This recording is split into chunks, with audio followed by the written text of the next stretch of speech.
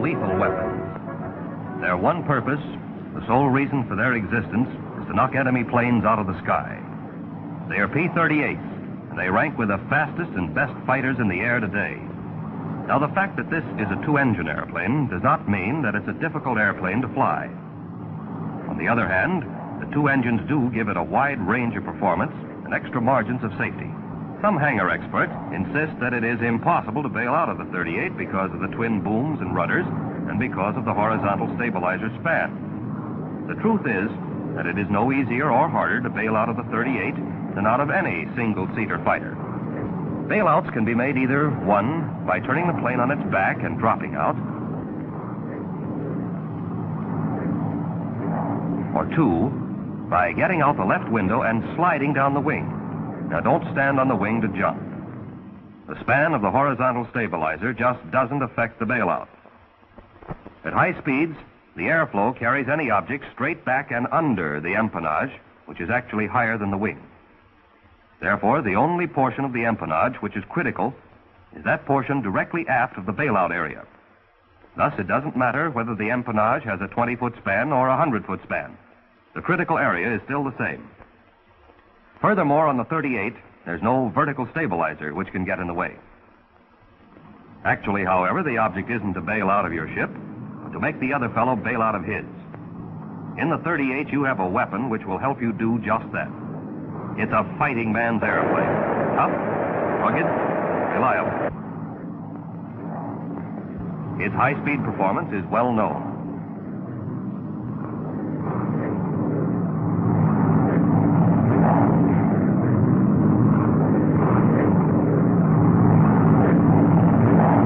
But its control at low speeds is equally spectacular from the point of view of performance. Presented herewith is a new type of airplane, a primary trainer escort, under absolute control at 90 miles an hour indicated. Now, watch its acceleration.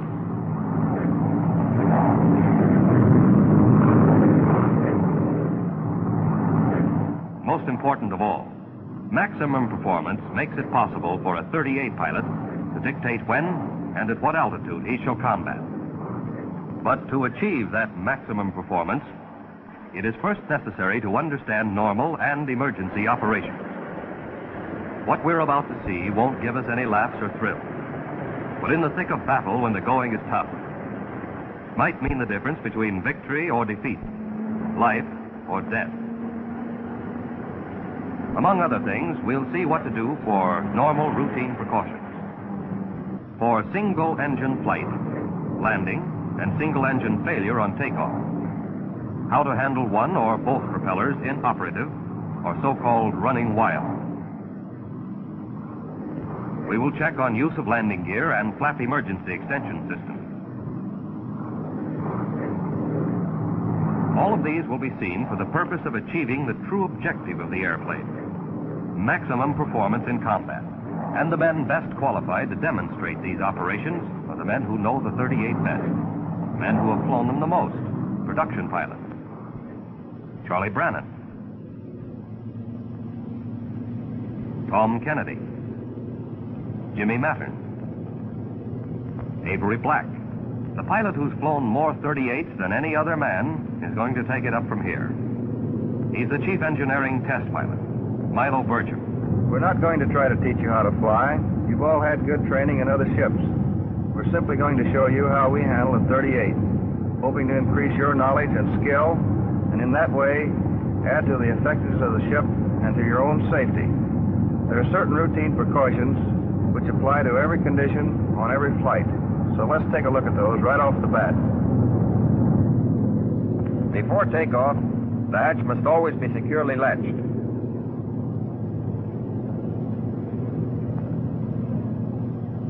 Both sliding windows must also be closed all the way. With the windows closed, the airflow is normal. But if the windows are carelessly left open, the airflow is disturbed and causes the wake to hit the tail. On airplanes equipped with external tanks, it is essential to be able to drop the tanks immediately in case of engine failure on takeoff. Therefore, before starting, the drop tank switch is placed in the safe position, and the drop tank selectors are placed on, so that in an emergency we can lose the tanks by simply punching the drop tank release button. When the full fuel load is carried, takeoffs are always on the front tanks. Normally, we use no flaps. Later, we will check on conditions where flaps are used. But at all times, maximum allowable manifold pressure is used. Once in position at the head of the line, and after run-up and mag check, propellers are checked in the automatic position. By trying the governors, we make certain that they're really governing.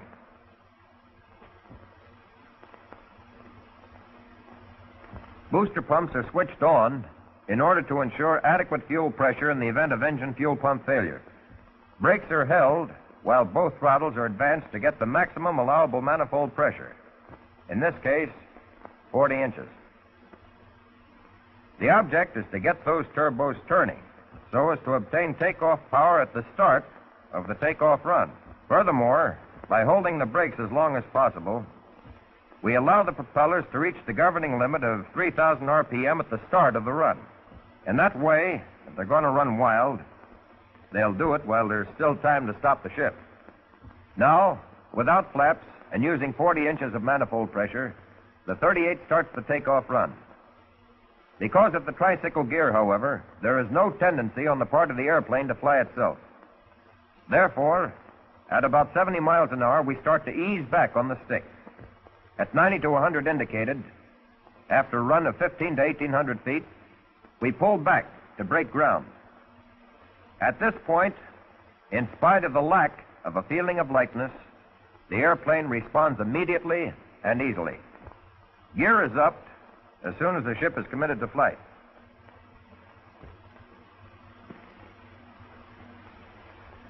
By the time the gear retracts, indicated airspeed will be at least 150, well above single-engine operation speed of 120. If the boom doors do not close immediately, nosing the plane abruptly down a couple of times usually will close the doors. No flaps are used for normal takeoff because without them, we get the single-engine flying speed faster. But if this tower, for instance, were an obstacle 1,700 feet from the head of the runway, a zero-flap takeoff would catch it right amidships. With 50% flaps under exactly the same conditions, the airplane easily clears the tower. Airspeed will be at least 140 indicated by the time the gear retracts, which is enough speed to retract the flaps without loss of altitude. Although flaps reduce takeoff run about 500 feet, they only provide a takeoff goose because the rate of climb and speed at zero flaps quickly exceed the initial advantage with flaps. As soon as the airplane is in its climb, power is reduced to 37 inches of manifold pressure and 2,600 RPM. At this time, if high-altitude flight is not contemplated, booster pumps can be turned off. There's very little difference in the rate of climb at indicated speeds of 140 to 180 because what is gained by the angle increase is lost in speed. Basic flight characteristics of the 38 are excellent. For example, the stall, which we're about to see, is so slight as to be almost imperceptible to the camera. The power stall will occur at about 70 miles an hour. Loss of altitude will be about 50 feet. The counter-rotating propellers eliminate torque.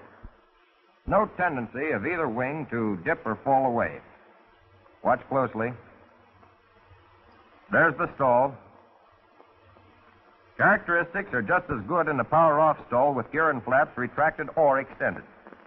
Accelerated stalls, accompanied by normal buffeting, occur on any airplane when the angle of attack is increased to the point that the airflow over the wing becomes turbulent. This can happen in sharp turns, pull-outs, or other severe maneuvers. The 38 is designed to take the buffeting of the stall and has no tendency to slip off on either wing at any altitude. If you want to get out of an accelerated stall, permit the airflow to reestablish normal lift by easing up on the stick. For the sake of greater maneuverability, there's a maneuvering stop on the flap control. With flaps in this position, turns are shortened, and similar maneuvers perform with great efficiency. Low-speed banks at low levels, however, even with the flaps full down, are non-habit forming. There's just not going to be enough time to recover lost altitude before the ground catches up with you. And in practicing maneuvers, there are two things that are darn important. First, where inverted flight is concerned, the engines are not designed for inverted flight of more than 10 seconds. Oil pressure will drop in even less time, and the bearings are apt to be damaged. Furthermore, prolonged inverted flight is in itself unnecessary. Secondly, in any maneuver which requires a downward recovery, the pilot must have plenty of air under him, at least 10,000 feet. Due to the 38th acceleration in a dive, the ground comes up awfully fast to slap you in the face. There's a dive limit chart in the cockpit. Be sure to check it.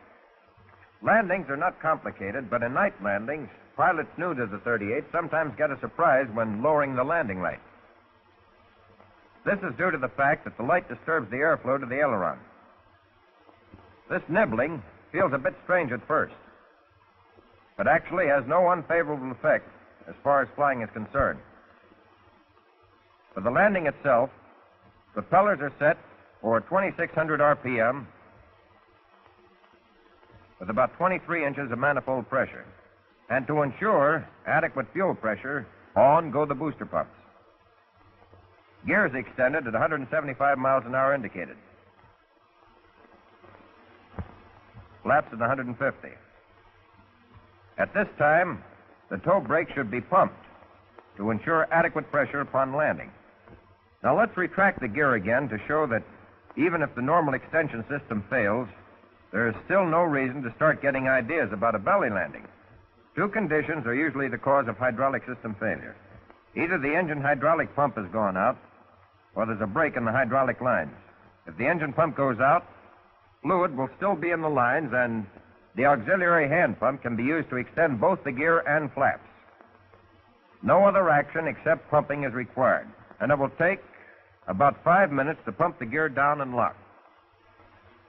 If, after 2 or 3 minutes of pumping, there is no feeling of pressure against the pump, it indicates that there is fluid failure. In this case, the emergency system is still on tap. The emergency extension system is used in the following sequence. First, landing gear control lever is placed down. Next, the bypass valve is closed by turning it clockwise. Now, the hand pump selector valve handle is placed down, and the pump is operated to force the doors open with the wheels. Pumping is continued until all 3 wheels are fully extended and locked. Nosing the ship abruptly up will help force the wheels out. While pumping, the selector valve handle should be checked down to make sure it hasn't moved out of position. Flaps can also be extended by the hand pump. To do this, the flap control handle is placed down. Then the selector valve handle is set to up, and the pump operated till the flaps are extended the desired amount. If for any reason the flaps will not extend, the airplane lands well enough without them. In a zero flap landing, however, allow for float and higher stalling speed. With booster pumps on, the gear down and flaps in 50% position, the approach is made at 120 miles an hour indicated. Speed is reduced to 110. And when the approach is in the bag, the flaps are extended full down. Then, at 110, flare out and come in over the fence at 100 to 105 miles an hour, but never faster than 110. Contact never has to be made at over 100 miles an hour. The 38 lands in the same attitude as ships with conventional gear, on the 2 main wheels. The nose wheel will settle of its own accord. Don't be tricycle gear conscious. Just be flying level somewhere near the ground. Flying, not falling. And then the less the pilot does, the better. For slowing down, brakes are applied on and off, rather than with a constant pressure. There is only one way possible to make landing the 38 difficult. Try to bring it in on its nose wheel. Nose wheel landings are expensive ways of messing up the landscape.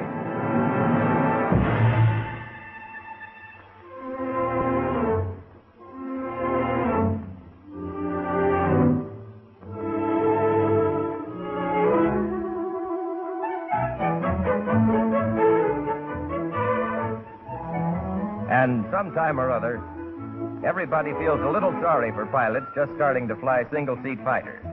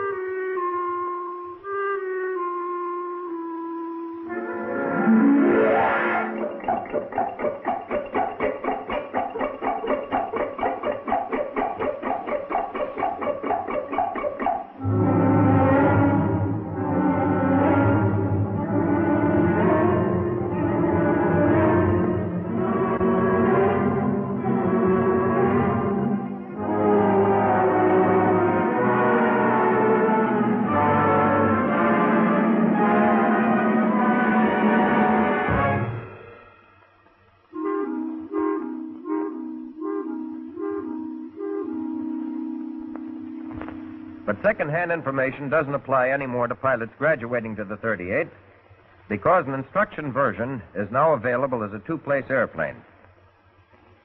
The boys call it the piggyback. Now a new pilot can ride in back of the instructor and have any procedure cleared up for him in flight. This is how it works. A couple of weeks ago, a new 38 Army pilot visited the field. Wrap your legs up, Bill, and make yourself at home. Come on, kid.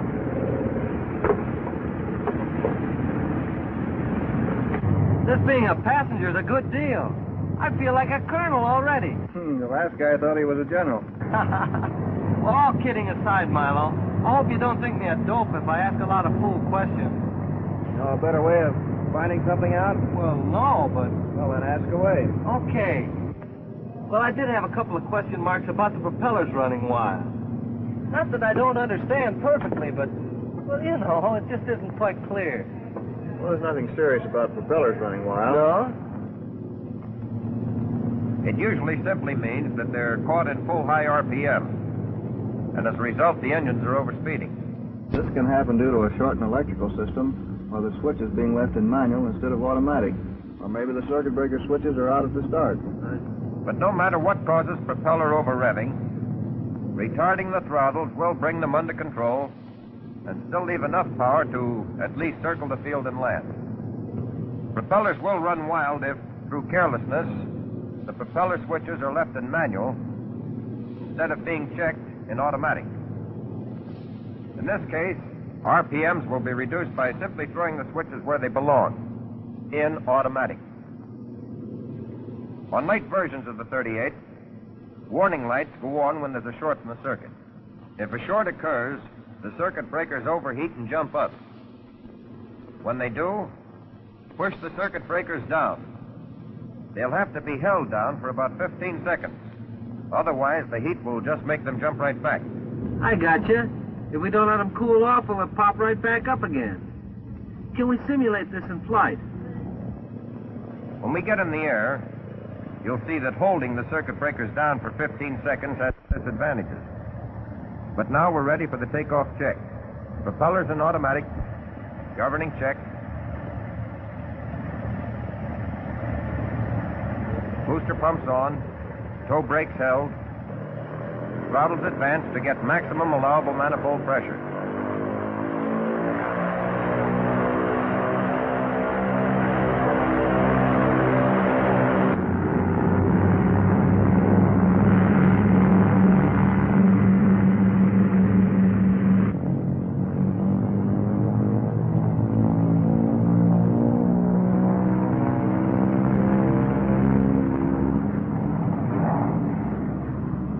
The lights warn us that there's a short. And the propellers jump from 3,000 to 3,500 RPM. Shoving down the circuit breakers will help control the propellers. But the 15 seconds that they have to be held down is a long time in flying to have one hand committed to a single action. Therefore, it's better to retard the throttles and bring the RPMs down to 3,000 while still maintaining sufficient power to establish level flight before pushing the circuit breakers down. Now, with flight established, the circuit breakers can be held down. And if they stay down, as much power as is desired can be put on, and the propellers will be governing properly. If one engine were damaged by over-revving, the propeller would be feathered right away, and single-engine flight would be necessary. But correct single-engine flight procedure must be followed. There are only three main steps. The first step will be to set the dead engine mixture control to idle cutoff so as to reduce fire hazard by stopping the flow of fuel at once. Furthermore, if by mistake we try to kill the engine that's operating, the complete loss of power warns us while there's still time to recover. So, if the right engine were to quit, the three main steps would be, first, right mixture control to idle cutoff. Second, right feathering switch to full feather. And third, right throttle back to close.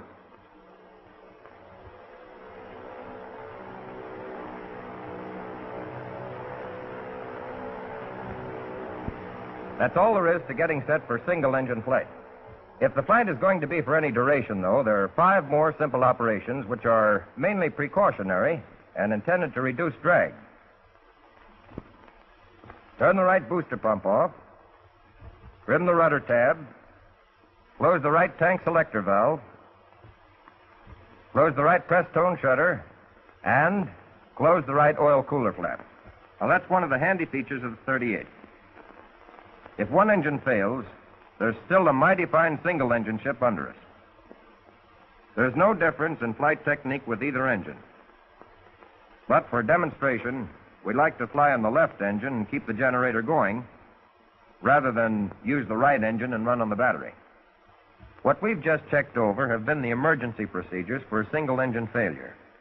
But for practicing single-engine operation and maneuvers, slightly different procedures are followed so that, if necessary, the simulated dead engine can be brought back into operation quickly. In the first place, be awfully sure that the live engine is on the tank with the most fuel. Then, and only then, start the procedure for single-engine practice flight. Now, turn the right booster pump off. Then, by retarding the right throttle, single-engine failure and the resultant yaw will be simulated. Recover from yaw with opposite rudder and throw the right mixture control to idle cutoff and feather up.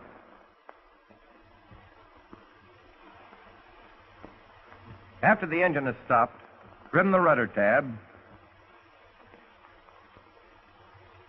and fare the right press stone shutter and right oil cooler flap.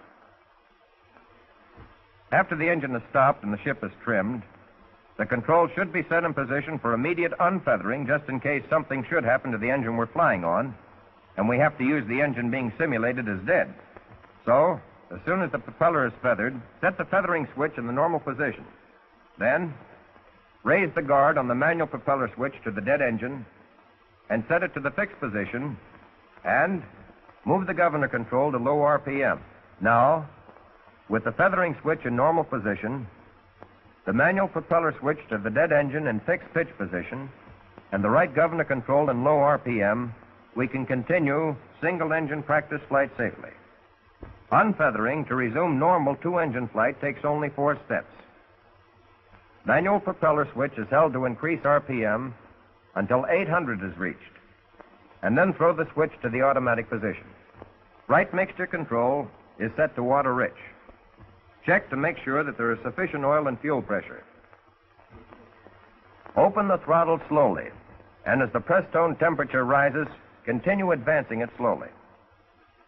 At 25 inches of manifold pressure, RPMs are also increased until power and propellers on both engines are synchronized.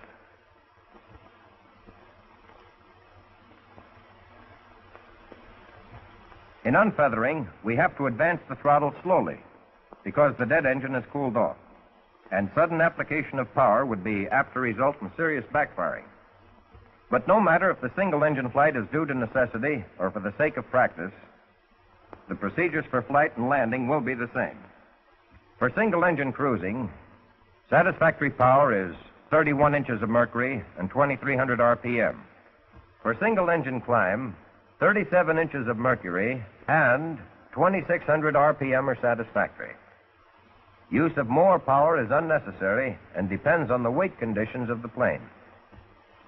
At an altitude of 20,000 feet, the 38 on one 1,150 horsepower engine can hit 205 miles an hour indicated airspeed. Figuring pressure and outside air temperature, the true speed is actually about 282 miles an hour. Loss of range in flying on one engine is about 20%. In cases of prolonged single-engine flight, fuel will have to be drawn from the tanks of the dead engine. Now, Bill, you reach over to do this. First, turn the selector to the tank which is to supply fuel. Then set the cross-feed valve switch to cross-feed position and turn the other selector off. The single-engine maneuvers we're about to go through are to show the flexibility of the ship and are recommended only for combat emergency. A single-engine aileron roll is simple enough. But the engine design, as we know, doesn't allow inverted flight of more than 10 seconds due to the loss of oil pressure. The single-engine stall characteristics are at least the equal of most single-engine planes. The power stall occurs at 90 miles indicated, and the recovery is the same as with two engines. Now, here's the stall. There's a big change in directional trim with change in speed comparable to the torque effect in single-engine airplanes. This is more pronounced in the slow-speed range.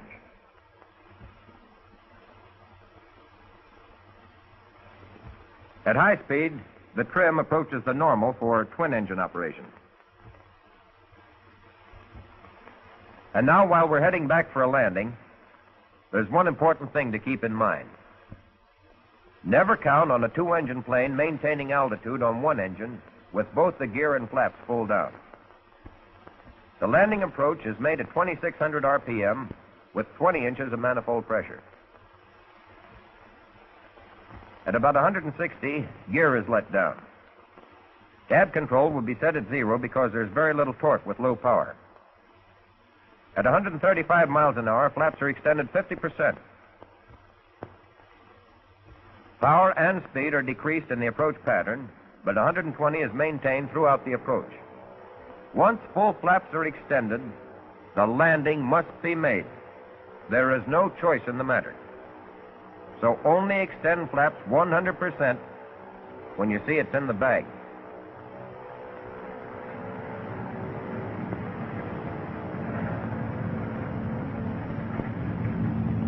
Retard the throttle and come in over the fence at 110. Then flare out, making contact at between 95 and 100 miles an hour.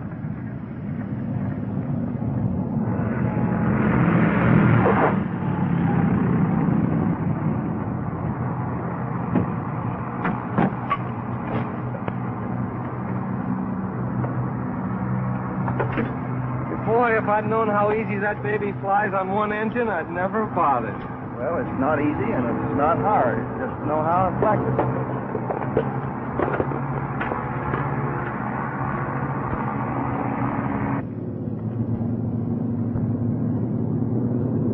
Here, Bill, this will give you some idea what I mean. Too flat an approach on single engine is definitely bad. It's apt to result in undershooting the field. The high approach can be made by diving down and leveling off short of the field. But the recommended approach has been found to be the easiest as well as the safest. It's okay to use some power until you actually contact the ground.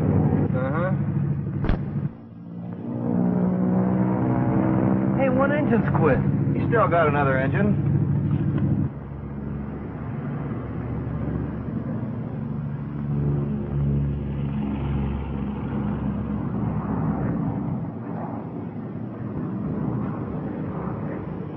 Well, he made it, but boy. Come here, I want to show you something. I think that's Tony Levere. Tony, simulate single-engine failure on takeoff. Okay, Milo. I'll cut the right engine.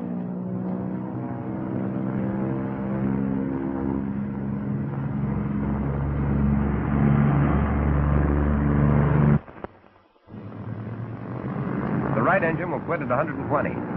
Power is reduced and hard left rudder to check yaw. Power increased. Drop tank release button punch to drop the tank. Right mix to control off. Full feather right propeller. Right throttle off. The other procedures are carried out while level flight is maintained until 140 miles an hour. And now he climbs to a safe altitude.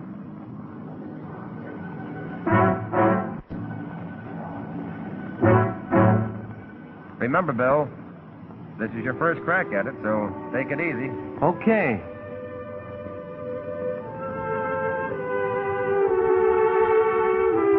Side windows closed, hatch secure. Straighten nose wheel. Nose wheel straight. Drop tank switch at safe. Selectors on.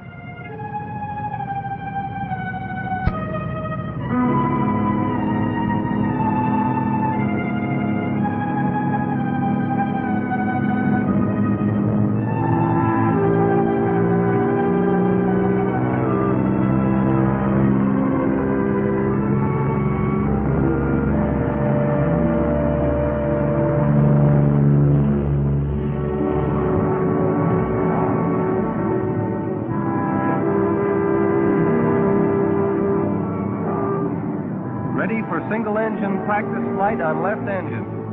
Make sure that you be on the tank with the most fuel. Switching from front to rear main.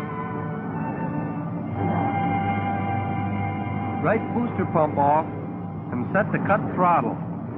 Go to it. Right throttle off, hard left rudder to check yaw.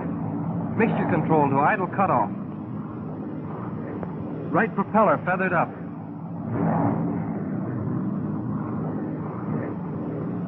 Right engine is dead.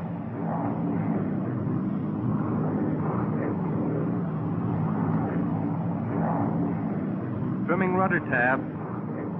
Closing right press-stone shutter and right oil cooler flap.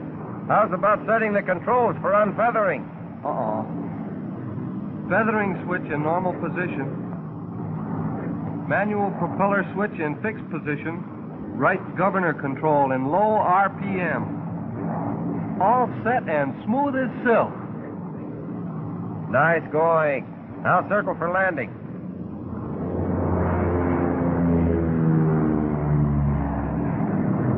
.2600 RPM with 20 inches.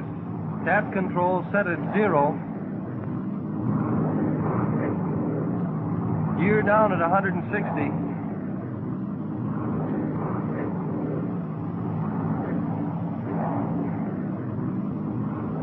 50% flaps.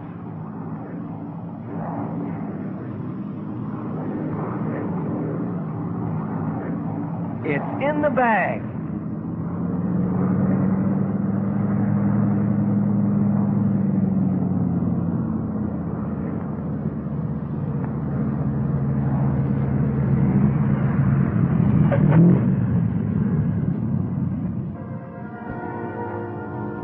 The 38 as a weapon does not have to take a back seat to any plane in the world.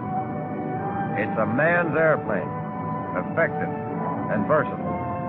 But remember that it is an airplane, and don't lose respect for it. Learn to take advantage of its strong features, both of safety and attack. The skies belong to you.